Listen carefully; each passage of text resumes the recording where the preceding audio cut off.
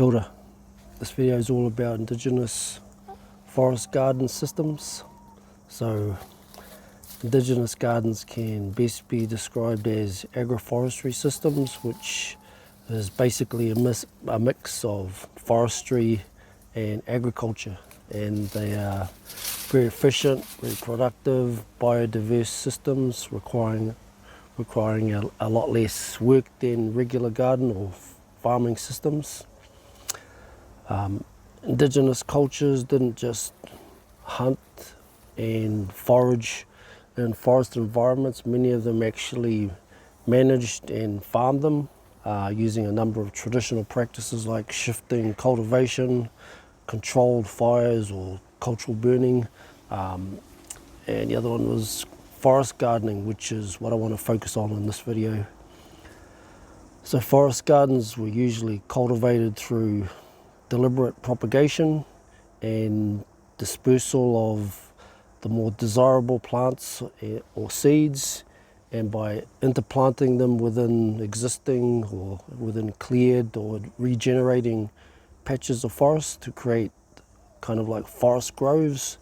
And these gardens with their higher concentrations of selected plant species were usually located close to settlements, which reduced the need to travel like long distances to source what you need. And the groves generally contained the more useful or desirable plant species selected for their importance as either food, medicine, resources, or for their multiple uses. And Indigenous examples of these cultivated forest gardens can be seen everywhere in the Pacific Northwest of North America, and the Amazon, in Central America, Southeast Asia, Africa, and here in the Pacific as well. So in Aotearoa here, we also used to have groves of deliberately planted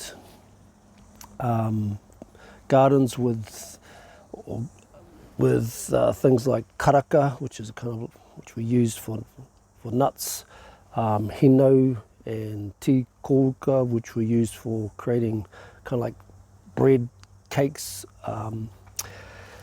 They also had kohe, which was used as a building material, akatea, which was useful for making lashings.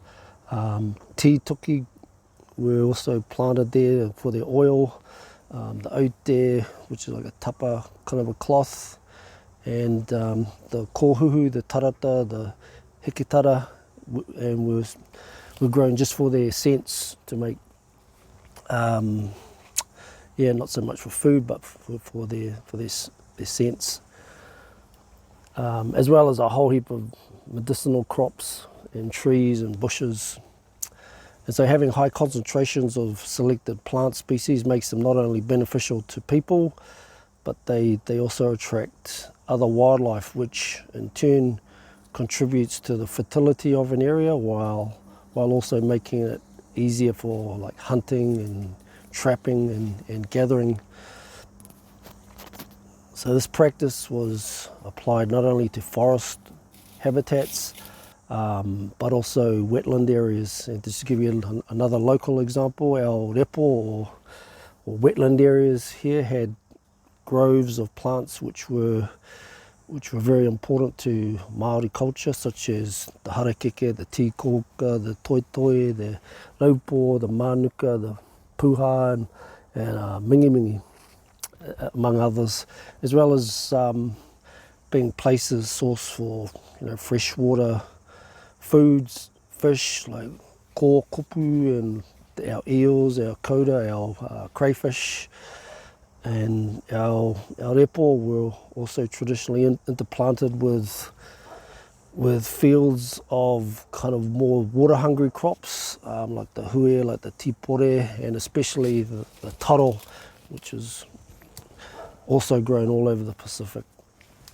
We've applied this simple agroforestry practice here to create a forest garden on a very small block of land, and just by selecting particular trees and plants to grow and just chucking the seeds and seedlings everywhere, then kind of taking a step back and letting nature do the rest.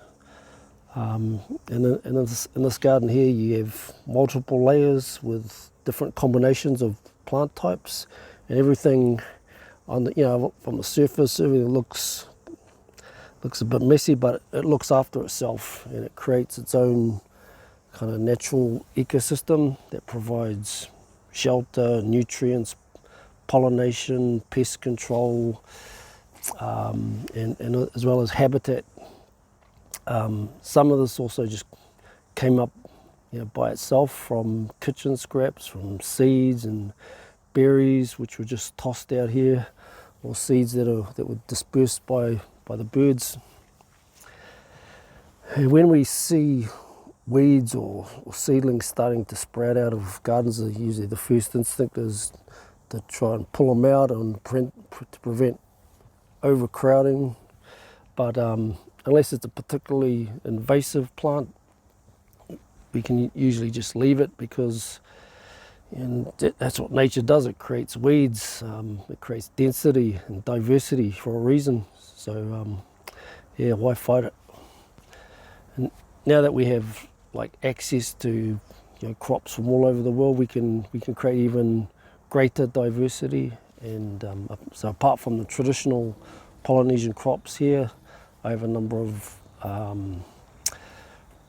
crops, fruit trees and plants from all different countries, just to add to that diversity.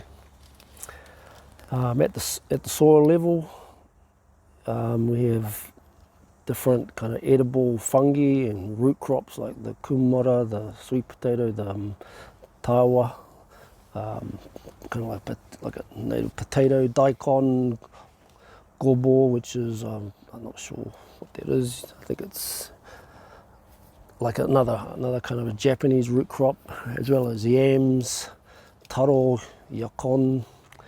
And then at the next layer you have kind of like a ground cover layer of medicinal or edible weeds, vegetables and kind of herbs.